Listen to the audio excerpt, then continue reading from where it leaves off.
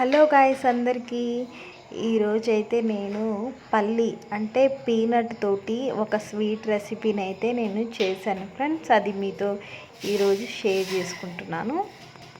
Stove on చేసుకొని ఒక కడాయిని అయితే పెట్టుకోవాలి.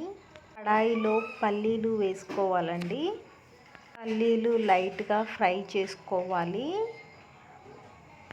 చేసుకున్న పల్లీల్ని పొట్టు తీసి మిక్సీ జార్లో వేసుకోవాలండి, పొడి చేసుకోవాలి. తర్వాత మళ్ళీ గ్యాస్ ఆన్ చేసి ఒక కడాయిని అయితే మనం పెట్టుకోవాలండి. అందులో మనము 1 కప్ షుగరు, ఏ కప్తో అయితే షుగర్ వేస్తారో అదే కప్తో వాటర్ వేసుకోవాలండి. పల్లీని ఇలా పౌడర్ చేసి పెట్టుకోవాలండి. 4 నుంచి 5 యాలక్కాయల పొడి అయితే తీసుకోవాలండి. మనము పాకం కొంచెం దగ్గరకు అయ్యాక పల్లి పౌడరు అందులో వేసి బాగా ఉండలు లేకుండా కలుపుకోవాలండి. అడుగు అంటకుండా అలాగే తిప్పుతూనే ఉండాలండి, లేకపోతే అడుగు అంటుకుంటుంది. అందులోనే మనము మిల్క్ పౌడర్ని వేసుకొని అది కూడా బాగా కలవబెట్టుకోవాలండి. కొంచెం 1 టేబుల్ స్పూన్ నెయ్యిని వేసుకోవాలండి. ఈ బ్యాటర్ అయితే మొత్తం బాగా కూల్ కావాలండి.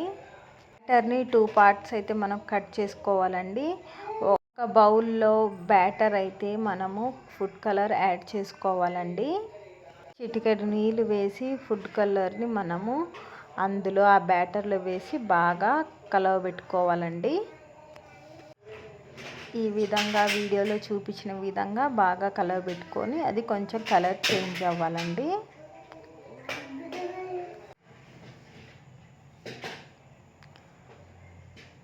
ఇప్పుడు కలవబెట్టుకున్న కలర్ బ్యాటర్లోకి మనము డ్రై ఫ్రూట్స్ కట్ చేసుకొని పెట్టుకొని అందులోనే కలవబెట్టుకోవాలండి. డ్రై ఫ్రూట్స్ అన్నీను బాదం పప్పు, జీడిపప్పు, కిస్మిస్, పిస్తా బాగా కలవబెట్టుకోవాలండి.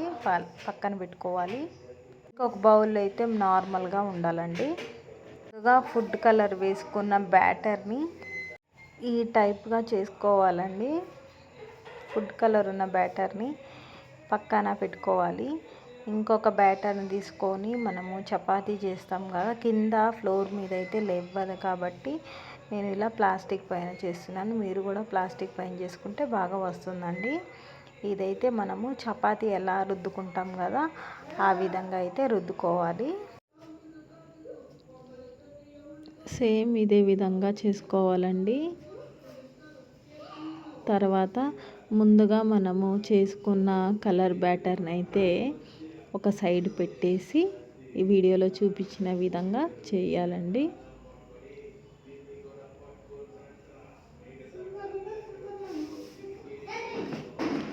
మంచి హెల్తీ ఫుడ్.